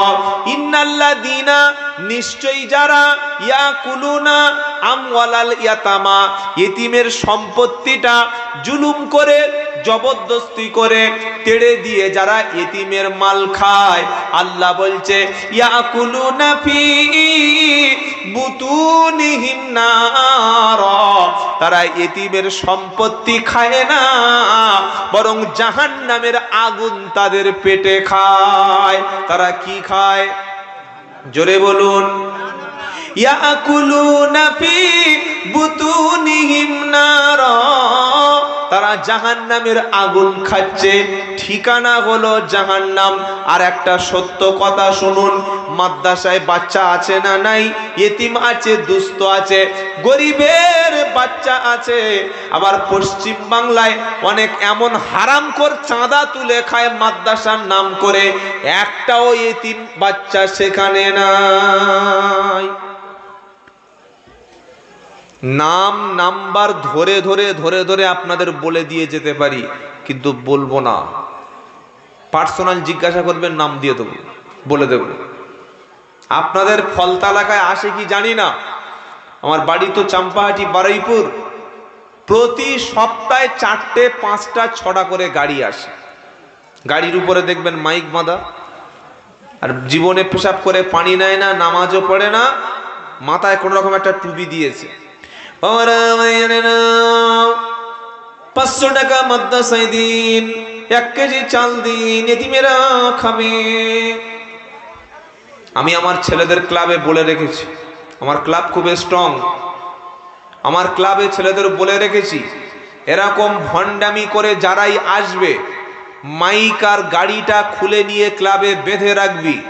মাদ্রাসার ক্যাশিয়ার সেক্রেটারি যদি সত্যি মাদ্রাসা আছে প্রমাণ করতে পারে, মাদ্রাসা থেকে চাঁদা তুলে তার বাড়িতে পৌঁছে দিবি। আর যদি না থাকে, মাইকটা গাড়িটা কেড়ে নিয়ে ওই শালাকে সোদা বারাইপুর থানায় তুলে দিবি। কি বলেছি বুঝতে পারছেন না? প্রচুর ধরেছি এ কেস, প্রচুর ধরেছি। পরশুদিন একজনের সঙ্গে কথা হচ্ছিল, ওই 2 হারামখোর মাদ্রাসার নাম করে চাঁদা তুলে খায়। এগুলো করা মানে ভালো ভালো মাদ্রাসার বদনাম হচ্ছে। কি বলছি বুঝতে পারছেন না? যেখানে ছেলেরা আছে, যেখানে ইতিম আছে, সেখানে দান লোক করছে না। আর এই হারামখোর গুলো মাদ্রাসার নাম করে পাড়া থেকে বস্তা বস্তা চাল, মায়েদের কাছ থেকে ভুলিয়ে ভালি লক্ষ্মীর ভান্ডারের টাকা, বিভিন্ন পয়সাগুলো তুলে নিয়ে নিজেরা 2 তলা 3 তলা ঘর করে, বিল্ডিং করে, টাইলস পাথর এসি বসিয়ে মেয়ে নিয়ে ফুর্তি করছে, আর আসল মাদ্রাসায় 1 টাকা পৌঁছাচ্ছে না। এটা হচ্ছে না, হয় না? বিশ্বাস যদি না হয়, আমার গাড়িতে, আমার বাড়িতে যাবেন, কাল সকালে চোখ দুটোয় আঙ্গুল দিয়ে দেখিয়ে আসবো যে আমি আব্দুল্লাহ জুবাই চিটিংবাজি করলাম না, সত্যটা বলে গেলাম। প্রচুর ধরা পড়ে এরকম। এগুলো এই জায়গা দেবেন না। গ্রামে যদি মাইক নিয়ে ঢোকে, আটকে দেবেন। প্রকৃত মাদ্রাসায় যারা আছে, সেই মাদ্রাসায় দান পায় না, ও গোটা গ্রাম থেকে চাঁদা তুলে, চাল তুলে, এদের আবার কমিশন আছে, হাফ হাফ চাল ভাগ। কি বলছি বুঝতে পারছেন না? আল্লাহ আমাদের প্রত্যেকটা প্রকৃত মাদ্রাসায় দান করার তৌফিক দান করে, সকলে বলুন আমিন। তাহলে এতিমের নাম করে যারা চাঁদা তুলে খায়, এতিমের নাম করে অর্থ সম্পদ যারা লুটপাট করে, তাদের পেটে কি খাচ্ছে? তাদের পেটে কি খাচ্ছে? আগুন খাচ্ছে। আবার এতিমকে যারা খাওয়ায়, আল্লাহ তাআলা কিয়ামতের দিন তাদেরকে জান্নাত দান করবেন। জোরে বলুন সুবহানাল্লাহ। আল্লাহ রাব্বুল আলামিন আবার তিনি বলছেন, ওয়ালা তাকরাবু মালাল ইয়াতীমি ইল্লা বিল্লাতী হিয়া আহসান এটা 15 পারা 4 নম্বর পৃষ্ঠা 5 নম্বর লাইন সূরা বানী ইসরাইলে পাবেন। আমার আল্লাহ বলছেন, তোমরা ইতিমের মালের কাছে যেও না, ইতিমের সম্পদের নিকটবর্তী হয়ও না, যতক্ষণ ইতিম ব্যক্তিটা, বাচ্চাটা, তার বাপ সম্পদ রেখে গেছে, তার নামে অনেক সম্পদ আছে, এই বাচ্চাটা যতক্ষণ সাবালক না হবে, যতক্ষণ সম্পত্তি কোনটা সে যাচাই বাছাই না করতে শিখবে, ইতিমের মালের কাছে যেন তোমরা নিকটবর্তী হয়ও না। আর ইতিমের লালন পালন করবে যারা, আগেই শুনিয়ে দিয়েছি নবীর সাথে তারা জান্নাতে যাবে। জোরে বলুন সুবহানাল্লাহ। তাহলে যে পয়েন্ট থেকে কথা বলছিলাম, আল্লাহ তার প্রিয় নবীকে দুনিয়ার শিক্ষা থেকে মাহরুম করেছেন কেন? প্রথম কারণ হলো নবীকে আল্লাহ লেখাপড়ার শিক্ষা দেয় নাই, উত্তর বলে দিয়েছি। দ্বিতীয় কারণ হলো আল্লাহর নবী ছিলেন সবচাইতে এতিম। সবচাইতে বড় এতিম কে ছিলেন? 5 বছর বয়সে মা মারা গেল। মা যখন মারা গেল, নবীর দাদু আব্দুল মুত্তালিবের কাছে বিশ্ব নবী তখন লালন পালন হচ্ছিল। আব্দুল মুত্তালিব নবীর দাদু। নবীর বয়স যখন 8 বছর 2 মাস, আব্দুল মুত্তালিব নবীর দাদু সেদিন মারা গেল। মারা যাওয়ার আগে নবীর চাচা বেঁচে ছিল আবু তালেব। দাদু তার নাতি মুহাম্মদ সাল্লাল্লাহু আলাইহি সাল্লামকে আবু তালেবের কাছে দিয়ে বলছে, বেটা আমার হাতে হাত দিয়ে শপথ কর, মুহাম্মদ সাল্লাল্লাহু আলাইহি ওয়াসাল্লামের বাবা বেঁচে নাই, মা তার বেঁচে নাই, আমি যতদিন বেঁচে ছিলাম তাকে খাওয়ার কষ্ট দিইনি, শীতের সময় কষ্ট দিইনি, কেউ মারতে আসলে আমি জীবন বাজি রেখে মুহাম্মদ সাল্লাল্লাহু আলাইহি সাল্লামকে রক্ষা করেছি, ওর বাপ মার কষ্টটা বুঝতে দিইনি। হে আবু তালেব, আমার হাতে হাত দিয়ে শপথ কর, আমার মুহাম্মদকে কোনো কষ্ট দিবি না। জোরে বলুন সুবহানাল্লাহ।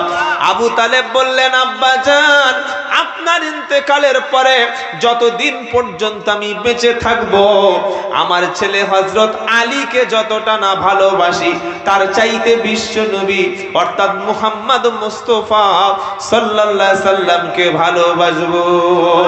এই আবু তালেবের কাছে মুহাম্মদ সাল্লাল্লাহু আলাইহি সাল্লাম লালন পালন হলো। অর্থ নাই, সম্পদ নাই, থাকার মতো খাওয়ার মতো তেমন ব্যবস্থা নাই। আল্লাহর নবীর এত অবস্থা, গরিবী হালতে ছিল। আবু তালেবের সঙ্গে ব্যবসা করতে যেত, এমনকি মাঝে মাঝে ছাগল নিয়ে তিনি রাখালের ভূমিকাও মুহাম্মদ সাল্লাল্লাহু আলাইহি ওয়াসাল্লামকে পালন করতে হতো। আল্লাহর নবীকে আল্লাহ তাআলা এই গরিবী অবস্থা থেকে শিক্ষার কোনো সুযোগ আর পেল না। ক নম্বর হলো, কটা পয়েন্ট বলেছি লেখাপড়া না শেখার? 2টো। এখানে আছেন তো নাকি বাড়িতে চলে গেছে মন? এখানে সব আছেন তো? দেখি নারাই তাকবীর। এইরকম ঝাঁজ আপনাদের? আল্লাহু আকবার, আল্লাহু আকবার, নারাই তাকবীর। জোরে হয়েছে হযরত? পেটে পড়েনি? পেটে পড়েনি মানে?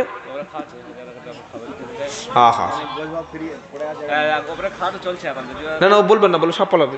গোশের কথা বলা যাবে না। বাঙালি মানে গোশ যেখানে সেখানে দিয়ে দেবে। ও কুকুর জবাই করে খাওয়ালে চলে যাবে।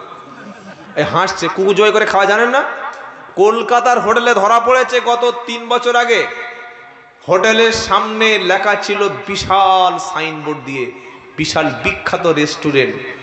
পরে খবর পাওয়া গেল মাংসগুলো কুত্তার মাংস দিচ্ছে। হ্যাঁ, আপনারা পেপারে দেখেন নাই? আবার কলকাতা পুলিশ রেড করে সব হোটেল বন্ধ করে দিয়েছে। তো খাওয়ার আগে একটু ভেবে খাবেন। কি বলছি বুঝতে পারছেন না? খাওয়ার আগে হোটেলগুলিতে একটু ভেবে খাবেন। যেখানে সেখানে গিয়ে ভাই মাংস আছে, মাংস না গেলে যেন মরে যাবে। এখান থেকে মুর্শিদাবাদ বেড়াতে গেছে, মালদায় বেড়াতে গেছে, দীঘায় বেড়াতে গেছে, পুরীতে গেছে, সুন্দরবন গেছে, তারপরে বকখালিতে গেছে, দেখে দেখে মাংস আছে? তাহলে হ্যাঁ আছে। বলে জবাই করা? বললে হ্যাঁ ওই রকম জবাই, খেয়ে মেরে খেয়ে দিয়ে। কিন্তু একবারও ভাবার চেষ্টা করে না যে জবাই করলে শুধু হালাল হয় না, হালাল জবাইয়ের সঙ্গে যদি হারাম মাল থাকে ওটাও হারাম হয়ে যায়। কি বলছি বুঝতে পারছেন না? একটু আগে একটা মুরগি না জবাই করে যে কড়ায়, যে প্লেটে, যে হাঁড়িতে রান্না হয়েছে, রান্নার পরে হাঁড়িটা ভালো করে ধুইনি, পরিষ্কার করেনি, তারপরে বিসমিল্লাহ বলে জবাই করে মাংস নিয়ে ওই হাঁড়িতে রান্না করেছে, আগের কিছু মশলা, আগের কিছু মাংসর টুকরো আর পরের মাংসটা যখন এক জায়গায় হয়ে যাবে, ও মাল হালাল হবে তো? আমরা বড় বড় পকোড়া, চিকেন পকোড়া, তারপরে একটা বার হয়েছে কি জানেন, মোমো। কি বার হয়েছে? মোমো। ছেলেরা মেয়েরা বেউস হয়ে খাচ্ছে মোমো। খাচ্ছি, একবার দেখেছিস কি মাল খাওয়াচ্ছে? বললে চিকেন মোমো। খাচ্ছিস খা, একটু আগে যেখানে বিসমিল্লাহ না বলে জবাই করেছে, যে তাওয়াতে, যে প্লেটে, যে পাত্রে, ওতেই তেল দিয়ে ফেরত জবাই করা মাল ছেড়ে দিয়েছে, ওটা হালাল হয়েছে না হারাম হয়েছে? খাচ্ছে আর বলছে মোমো। যা পাবে বাঙালি চালিয়ে দেবে, একটু দেখে খাবেন ইনশাল্লাহ। বলেন বলেন না ইনশাআল্লাহ? আল্লাহ আমাদের হালাল খাদ্য খাওয়ার তৌফিক দান করুক সকল, আল্লাহুম্মা আমিন। 11:30 বেজে গেল, তো ঘড়ি তো ঘোড়ার মতো ছুটছে রে বাবা। কি বুঝলেন বাবাজিরা, আল্লাহ ভাইরা? আল্লাহর নবীকে এই দুটো কারণে লেখাপড়া শিক্ষা দেওয়া হয়নি। 3 নম্বর কারণ শুনে রাখুন, মক্কার জমিনে সেই সময় না ছিল স্কুল, না ছিল কলেজ, না ছিল ইউনিভার্সিটি, না ছিল কোনো বিদ্যালয়, না ছিল কোনো মিশন, না ছিল কোনো মক্তব। পুরো শিক্ষা ব্যবস্থাটা ধ্বংস হয়ে গিয়েছিল। সেজন্য ঐতিহাসিকরা বলেছেন ওই যুগের নাম হচ্ছে ইয়ামে জাহিলিয়াত, মূর্খতার যুগ। কি বলছি বুঝতে পারছেন না? স্কুল থাকলে, কলেজ থাকলে, ইউনিভার্সিটি থাকলে, মক্তব থাকলে, মিশন থাকলে তবে তো পড়াশোনা শিখবেন, না থাকলে নবী পড়তে যাবেন কোথায়? 3 নম্বর কারণ জানা হয়ে গেল। এবার 4 নম্বরটা বলি, এটা লাস্ট এন্ড ফিনিশ। 4 নম্বর কারণ হলো, পৃথিবীর যত জ্ঞানী মানুষ হোক না কেন, পৃথিবীর যত বড় শিক্ষিত ব্যক্তি হন না কেন, তিনি যত বড় শিক্ষিত হন না কেন, তিনি যখন পড়াশোনা কাউকে শিক্ষা দেবেন, নিজের জ্ঞানে, নিজের মতে, নিজের মতো করে তিনি শিক্ষা দেবেন। তার মাথার জ্ঞান তো সীমিত, তিনি মানুষের তৈরি বই থেকে তো পড়াশোনা শিক্ষা দেবেন। হাই স্কুলে ইতিহাসের স্যার যখন ইতিহাস থেকে ক্লাস করে, ওটা নিজের লেখা বই না অন্য একটা ঐতিহাসের লেখা বই, অন্য ঐতিহাসিকের লেখা বই, যে বই থেকে পড়া দিচ্ছে শিক্ষা, ওই জ্ঞানটা তো সীমিত। যিনি বিজ্ঞান থেকে শিক্ষা দিচ্ছেন তার জ্ঞান তো সীমিত। আবার যিনি রসুলকে যদি কোনো দুনিয়ার শিক্ষক শিক্ষা দিত, রসুলকে আল্লাহর দুনিয়ায় যদি কোনো হুজুর রসুলকে আলিফ কোনটা, বা কোনটা, তা কোনটা, সা কোনটা, নুরানি কায়দা কিংবা কোরআনের কোনো শিক্ষা, ইলমের কোনো অধ্যায় যদি আল্লাহর নবীকে দুনিয়ায় কোনো মাস্টারও কিংবা হুজুর যদি নবীর গুরু হতো, পরবর্তীকালে বলতো মুহাম্মদ সাল্লাল্লাহু আলাইহি সাল্লাম যত বড় নেতা হোক না কেন, আমি মুহাম্মাদের গুরু। বলবে কি বলবে না? এই আমার ভাই হাফেজ সাহেব, মৌলানা সাহেব বসে আছেন, উনি যত উপরে উঠুক না কেন, ওনার ওস্তাদের কাছে ওনার সম্মান বেশি না কম? ওনার চাইতে ওনার ওস্তাদের মর্যাদা। আমার ওস্তাদ, অনেক বড় বড় ওস্তাদ আছেন আলহামদুলিল্লাহ, যাদের পায়ের ধুলোর সমান আমি নয়। তো সেই ওস্তাদরা আমার জন্য দোয়া করেন, অনেকে দোয়া করেছেন।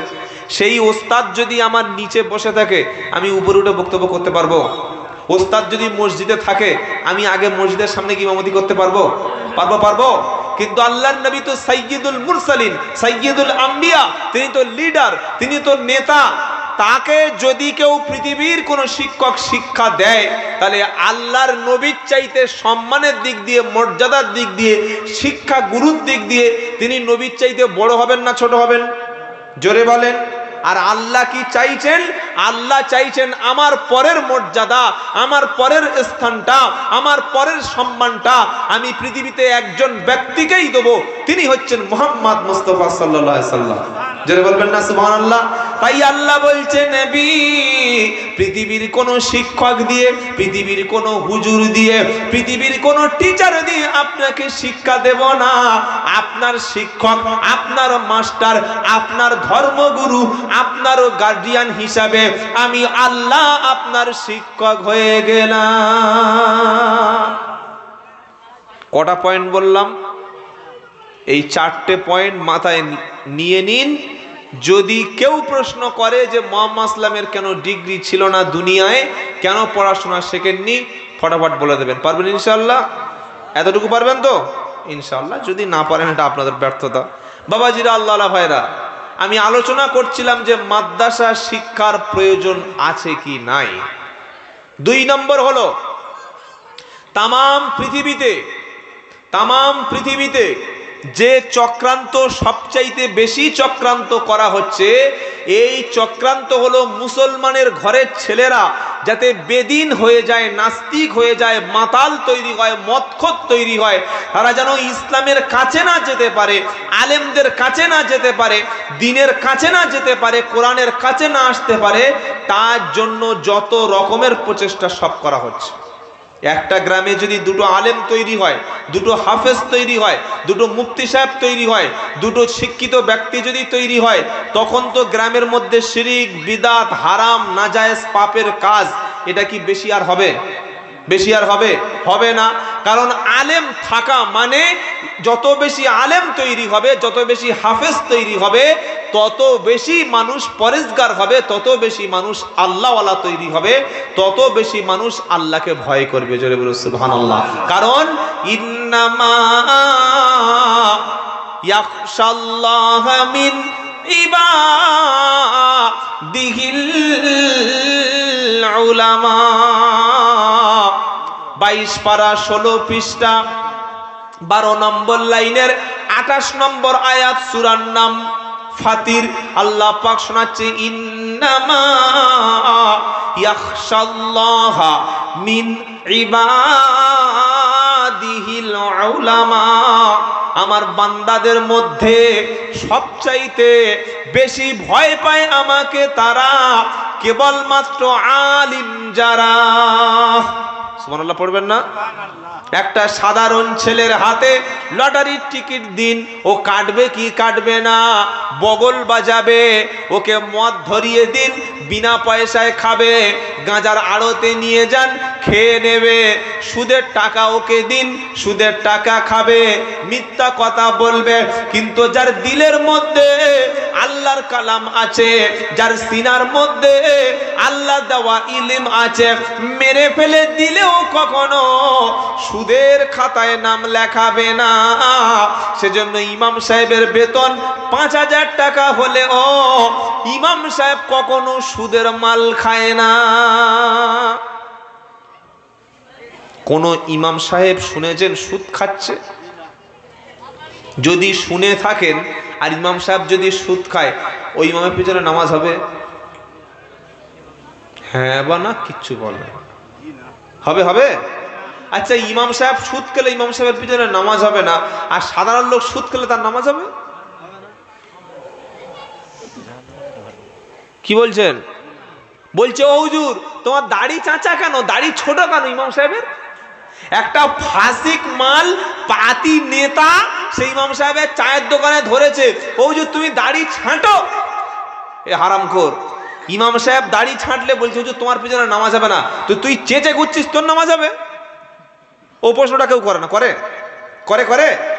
একদিন ইমাম সাহেব বউকে নিয়ে একটু কলকাতায় ঘুরতে গেছে, চিড়িয়াখানায়, সেই পাড়ার ছেলেরা গেছে। বাড়িতে এসে বলছে, আমাদের হুজুর বউ নেই, চিড়িয়াখানায় ঘুরছে, কি চিটিংবাজ হুজুর দেখ।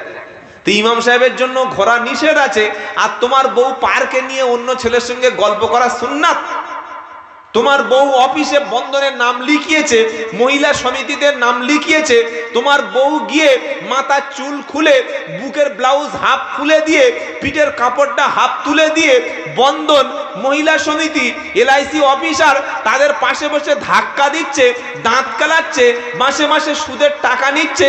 এটা সুন্নাত না জায়েজ না নফল না, এটা ফরজ কোনটা? মহিলা সমিতি আপনাদের এখানে হয় না, সব মুখ দেখে বোঝা যাচ্ছে, আমাদের বারাইপুরে হয়, এখানে তো সব আল্লাহর ওলি। কি গো, কি বলছি বুঝতে পারছেন না?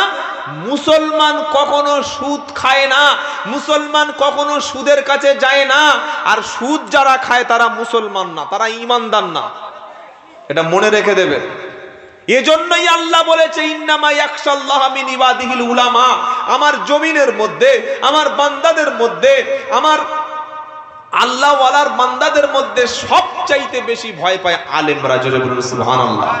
আলেম যত বেশি হবে, হাফেজ যত বেশি হবে, মাদ্রাসা থেকে শিক্ষা যত বেশি সমাজে হবে, তত মদের বোতলটা কম বিক্রি হবে, তত সুদের ব্যবসাটা তত কম হবে, তত মেয়েরা দিন শিখবে, ইসলাম শিখবে।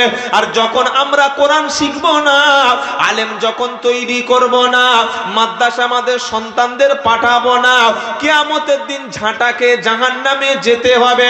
এটা হলো কোরআনের ঘোষণা। বললে যে দলিল আছে নাকি বড় বড় কথা বলে চলে যাচ্ছেন। পারা নাম্বার 24, পৃষ্ঠা নাম্বার 19, লাইন নাম্বার 1, আয়াত নাম্বার 29, সূরার নাম হামিম সাজদা। এরপরে যদি না বুঝতে পারেন তাহলে আর আমার কিছু বলা নাই।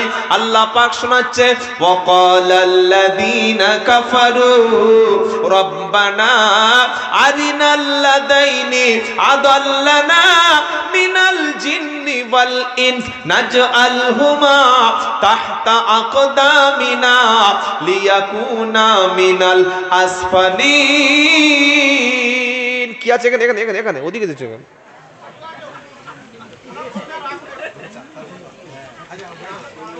বাল্যবেলার জীবন কাহিনী ইউটিউবে আছে, শুনে নেবেন। এখন বাল্যবেলার জীবনী বলার সময় নয়, ওটা বই পড়ে নেবেন। যতটুকু বললাম একটা হিসাব করে, ওটা আর অন্য সময় হবে। রাগ করবেন না বাবা, খুব বড় আশা করে লিখেছে আলহামদুলিল্লাহ, কিন্তু বলতে গেলে তো 3 ঘন্টা সময় চলে যাবে। ওটা অন্য একদিন হবে ইনশাআল্লাহ। আবার হযরত বলছে একটু জাহান্নামের ঘটনা বল। উনি বাল্যকালে নি জাহান্নাম কোন দিকে যাবো বুঝতে পারছি না, তাই একটু জাহান্নাম বলি। আবার বাল্যকালে একটু বলি দুজনের মন রাখি। কি বুঝলেন? যখন কারো দুটো বিয়ে হয় 2 সতীনের মন রাখতে হয়। হয় কি হয় না বাবাজিরা? আল্লাহ ভাইরা, হ্যাঁ ঠিক কাজ করেছে বাবা, সোয়াবের কাজ করেছে। ব্যবসায় ভালো বরকত হবে, বরকতের পানি দিয়ে গেছে। এই কুকুরটা যে পেশাব করলো, কিছু শিক্ষা নিয়েছেন এর থেকে? হ্যাঁ, কুকুর যে ঠ্যাং তুলে মুতেছে, কিছু শিক্ষা কুকুর থেকে নেওয়া গেছে? নেন নাই? 1 নম্বর শিক্ষা এখান থেকে আমি শিক্ষা দিয়ে দিচ্ছি, নিয়ে নেন। ওমা ইয়াতাযাক্কারু ইল্লা উলুল আলবাব, যারা প্রকৃত জ্ঞানী আল্লাহ পাক বলছেন তারাই শিক্ষা গ্রহণ করে। সুবহানাল্লাহ বলেন। তো এই যে কুকুর ঠ্যাং তুলে বক্সটা ভিজিয়ে দিয়েছে না, কুকুর কোনোদিন দেখেছেন ঢালাই রাস্তার মাঝখানে মুতছে, জমিনের উপরে ফাঁকা মাঠে পেশাব করছে? ও যদি জাতের কুকুর হয় কোনোদিন করবে না। ও যদি বংশের ভালো বংশের কুকুর হয়, ও ঠিক একটা বাঁশ, গাড়ির টায়ার, ঘরের দেয়াল কিংবা নাড়ার বড় বড় গাদা হয় না, আপনারা কি বলেন? গাদা। ওই নাড়ার গাদার গায়ে, টায়ারের গায়ে, বাড়ি বা বাঁশের গায়ে একটা পা তুলে এরকম হালকা এরকম শুয়ে মাইনাস করে চলে যাবে। আচ্ছা, কুকুর কেন ওরকম পেশাব করে, নিচে কেন করে না? বলতে পারবেন? ওটা বলার জন্য একটু ভাবতে হবে। বলুন যে আপনি কি ভেবেছেন বলুন, তাহলে আপনি শুনুন। আপনি যখন ভাবতে পারেন তাহলে আমারটা শুনুন। কুকুর যখন পেশাব করে নির্দিষ্ট একটা দেয়ালে, বাঁশের গায়ে, টায়ারে, এমন একটা জায়গায় পেশাব করে যেখানে সেজদা পড়ে না। জমিনে নিচু জায়গায়, ল্যান্ডে, জমিনের উপরে কুকুর পেশাব করে না। এজন্য করে না জমিনে যাতে মানুষ সেজদা দিতে পারে। জোরে বলুন সুবহানাল্লাহ। খড়ের গাদা দেখবে, বাঁশ বাগান দেখবে, গাছের ঝোপ যাবে, গাড়ির টায়ার ঠিক একটা সাইডে গিয়ে পেশাব করবে। এটা হচ্ছে কুকুরের শিক্ষা। আর মুসলমানের ছেলে নতুন শ্বশুর বাড়ি গেছে, বাসর ঘরে থেকে তারপরে 7 দিন শ্বশুর বাড়ি গিয়ে মেজ শ্বশুর বোঝেন না, মেজ শ্বশুরের বাড়ি দাওয়াত খেতে গেছে। খেয়ে এবার মেজ শ্বশুর বাড়ি গল্প করছে, 4-5টা শালা নিয়ে আড্ডা মারছে, ফ্রি ফায়ার খেলছে। খেলতে খেলতে বলছে দাঁড়া একটু মুতে আসি। তো বলছে বাঁশবাগানে যাবো বলে। এই বাঁশবাগানে রাত্রি করে ভূত থাকবে, বাঁশবাগানে যায় নাই। ঢালাই রাস্তার পাশে বড় ওই রাস্তার যে হাই ম্যাক্সের লাইট জ্বলে না, যেগুলো সরকার এখন দিয়েছে, ওই লাইটের তলায় দাঁড়িয়ে দাঁড়িয়ে পুকুরে বড় বড় মাছ রয়েছে। আর পুকুরের সামনে চেন খুলে এত বড় একদম বক্স বার করে ছাচা করে ছেড়ে দিয়েছে। নতুন জামাই। শালাগুলো বলছি শালাই কি মারলে, পানি নেয় না? এ কি পানি? বলছে ভাই পানি নেয় না। পানি দরকার নেই, মুছে নিয়েছি। কোথায় মুছে নিয়েছি? কোথায় মুছেছে? কোথায় কোথায় মুছেছে বলো? প্যান্টে মুছে নিয়েছে। এ কি মুসলমান? দাবি করছে মুসলমান। এ তো কুকুরের মতো সমান, যে কুকুরটা এক্ষুনি মুতে গেল তো পানি নিল না। আমি এমন কুকুর জন্ম দিলাম, পানি নেওয়ার শিক্ষা দিলাম না। ভেবে দেখুন কি মাল বার করেছি আমি, আমার প্রোডাকশন কি। মাদ্রাসায় চলে যান, সিসি ক্যামেরা লাগানো আছে, দেখলাম, চেক করে দেখে নেবেন। 5 বছর, 7 বছর, 8 বছর, 10 বছর, 12 বছরের ছেলে পড়ে। রাত 3টের সময়, 2টোর সময়, রাত 2:30টার সময়, সকালে, সন্ধ্যায়, যখন বাচ্চাটা পেশাব করছে, বসে না দাঁড়িয়ে, বসে বসে, শুধু বসে না, বসার সময় আদবের সঙ্গে মাথায় একটা কাপড় ফেলে দেয়। আর কি করে? বাম হাত দিয়ে ইস্তেঞ্জা করে। আর কি করে? পেশাব করার পরে পানি নেয়। আর কি করে? বাম পা দিয়ে প্রবেশ করে। আর কি করে? ডান পা দিয়ে বাইরে আসে। আর কি করে? ভিতরে যায় দোয়া পড়ে, বাইরে আসে দোয়া পড়ে। সুবহানাল্লাহ বলবেন না? এটাই হলো আপনাদের টাকা পয়সা ঘাম ঝরানো দিয়ে ছেলেদের পিছনে খরচ করছেন, এটাই হলো তাদের পবিত্র মেহনতের ফসল, এটাই হলো ওলামাদের অবদান, এটাই হলো মাদ্রাসার শিক্ষা, আর এটাই হলো ইন্নামা ইয়াখশাল্লাহ মিন ইবাদিহিল উলামা। বলে হুজুর ও তো পেশাব করে পায় না, কি লাভ আছে বলুন তো? আল্লাহর নবী কবরস্থানের পাশ দিয়ে হেঁটে যাচ্ছিলেন। নবীজি হঠাৎ দাঁড়িয়ে গেলেন, দেখতে পেলেন দুটো কবরে ভীষণ আযাব হচ্ছে। আল্লাহর নবী দুটো কবরওয়ালার জন্য মাগফিরাতের দোয়া করলেন। খেজুর গাছের একটা ডাল মাঝখান থেকে 2 টুকরো করে বিশ্ব নবী দুটো কবরের উপর পুঁতে দিলেন, আর সাহাবাদের বললেন, এই দুটো কবরে আযাব হচ্ছে। আযাব হওয়ার কারণ, কবর দুটো খুব বড় ভয়ঙ্কর সন্ত্রাসী ছিল না, কবরের বাসিন্দা দুটো বড় জঙ্গি ছিল না, মাতাল ছিল না, সুদখোর ছিল না, লটারির টিকিট বিক্রি করত না। দুটো এমন পাপ করত, পাপটাকে তারা ছোট মনে করত। 1 নম্বর কাজ করত, লোকের গীবত করে বেড়াতো। এর কথা তার পিছনে লাগিয়ে দুজনে যখন ঝগড়া করত, ইমাল বোঝে বোঝে সুরসুর করে বসে বসে মজা নিত। এরকম আল্লাহর ওলি আছে না নাই? ছেলে আর ছেলের বউকে দুজনে ঝগড়া লাগিয়ে শাশুড়ি তসবিহ নিয়ে জিকির করে, এরকম আছে না নাই? জোরে বলুন। বড় জা আর মেজো জা দুজনে ঝগড়া লাগিয়ে দিয়ে রাতের বেলা তাহাজ্জুদ পড়ে, এরকম শয়তান আছে না নাই? 2 ভাইয়ের মধ্যে ঝগড়া লাগিয়ে দিয়ে, পাড়ায় দুটো পার্টি অফিসে ঝগড়া লাগিয়ে দিয়ে, দুটো দোকানের মধ্যে ঝগড়া লাগিয়ে দিয়ে বসে বসে আল্লাহ আল্লাহ জিকির করছে, এ হলো ফার্স্ট ক্লাস জাহান্নামী।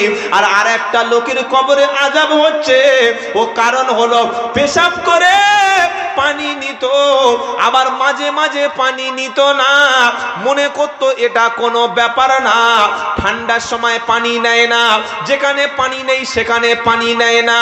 আবার মাঝে মাঝে পেশাব করে লুঙ্গিতে মুছে নিত, প্যান্টে মুছে নিত, মনে করত কোনো ব্যাপার না। আল্লাহর নবী বলছে, এজন্য আল্লাহর কবরে ধুনে দিচ্ছে, পেশাব করে পানি না নিলে ভয়ঙ্কর শাস্তি আছে। হাই স্কুলে বাচ্চারা বার হয়েছে, পেশাব করে পানি নেয়, কলেজে ইউনিভার্সিটি নেবে না, মাদ্রাসা থেকে পড়ে বার হয়েছে, আল্লাহি আল্লাহর কসম করে বলছি, অন্তত নবীর সুন্নাত অনুযায়ী পবিত্রটা শিখে নেবে। জোরে বলুন সুবহানাল্লাহ।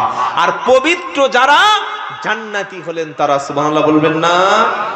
এবার যেটা শোনাচ্ছিলাম, ওয়াকালাল্লাযীনা কাফারু রব্বানা আরিনাল্লাযাইনি আদাল্লানা মিনাল জিন্নি ওয়াল ইনস নাজআলহুমা তাহতা আকদামিনা লিয়াকুনা মিনাল আসফালিন। 24 পারা 19 পৃষ্ঠা সূরা হামিম সাজদার 29 নম্বর আয়াত। মানুষ যখন জাহান্নামে যাবে, আল্লাহ যখন ফয়সালা করে দেবে, যাও তুমি জাহান্নামে যাও, জাহান্নামে যাওয়ার আগে আল্লাহর কাছে বলবে, রব্বানা আরিনা আল্লাদাইনি আদাল্লানা মিনাল জিন্নি ওয়াল ইনস। ও রব্বুল আলামিন আল্লাহ, মানুষ এবং জিনদের মধ্য থেকে, আমার বাপ মায়ের মধ্য থেকে, আমার যারা গার্জেন অভিভাবক তাদের মধ্য থেকে আমি জাহান্নামে এসেছি। যারা সত্য আমাকে চিনতে দেয়নি, যারা আল্লাহ আমাকে চিনিয়ে দেয়নি, রসুলকে আমাকে জানায়নি, নামাজ জিনিসটা আমাকে শিক্ষা দেয়নি, কোনটা হালাল কোনটা হারাম এটা শিক্ষা দেয়নি, যারা যারা আমাদের জাহান্নামে আসতে বাধ্য করেছে, ওদেরকে তুমি দেখিয়ে দাও। এজন্য জন্ম দিলে বাপ হয় না, কুকুরও জন্ম দিতে পারে, শুকরেও জন্ম দিতে পারে।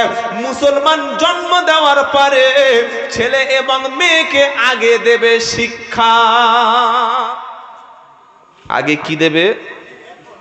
আগে কি দেবে? শিক্ষা। কোন শিক্ষা? যে শিক্ষা মদ বিক্রি করতে শেখায়, যে শিক্ষা সুদের ব্যবসায় নাম লেখায়, যে শিক্ষা আপনাকে স্ত্রীর ল্যাংটা পোশাক পরে বউ নিয়ে রাস্তায় বার হয়, যে শিক্ষা লটারির টিকিট কাটতে বলে, যে শিক্ষা আপনাকে দাঁড়িয়ে পেশাব করতে বলে, যে শিক্ষা নিজের মায়ের পেটের ভাই সম্পত্তি হরণ করতে বলে, যে শিক্ষা ভাইকে খুন করতে বলে, এটা শিক্ষা? এটা শিক্ষা? ওই অরিজিনাল শিক্ষাটার নাম হচ্ছে আল্লাহর পক্ষ থেকে ইলম অর্জন করা, যেটা নবী বলে গেছেন তলাবুল ইলমি ফরিজাতুন আলা কুল্লি মুসলিম। ওই শিক্ষাটা তোমার ফরজ, তোমার মেয়ের উপরে ফরজ, তোমার ছেলের উপরে ফরজ, তোমার স্ত্রীর উপরে ফরজ। ও শিক্ষা তোমার উপরে ফরজ। যে শিক্ষা শিখলে মানুষ হওয়া যায়, যে শিক্ষা শিখলে আল্লাহ চেনা যায়, যে শিক্ষা শিখলে নামাজ চেনা যায়, যে শিক্ষা শিখলে হালাল চেনা যায়, ওটাই হলো শিক্ষা। আর যেটা হালাল হারামের পার্থক্য করে না, জায়েজ না জায়েজের পার্থক্য করে না, শিরক বিদআতের পার্থক্য করে না, সুন্নাত আর গায়র সুন্নাতের পার্থক্য করে না, ওটা কোনোদিন শিক্ষা হতে